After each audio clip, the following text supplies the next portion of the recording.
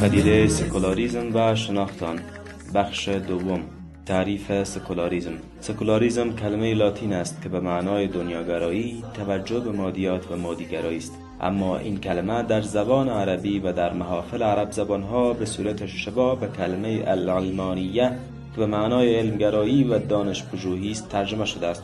در حقیقت این کلمه نباید در جهان اسلام به علمانیت و هر اصطلاحی که جنبه علمی دارد ترجمه شود، بلکه معنا و ترجمه دقیق آن همان اللادینیه یعنی بیدینی و الحاد است.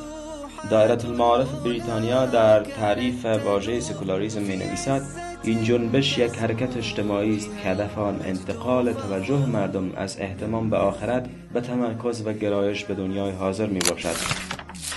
لغتنامه وبستر سکولاریسم را چنین تعریف کرده است: سکولاریسم عقیده است که هدف آن جداسازی دین از دولت، آموزش و اخلاقیات است، به گونه‌ای که تمامی این امور مستقل و دور از تأثیر کلیسا و نهادهای دینی باشند.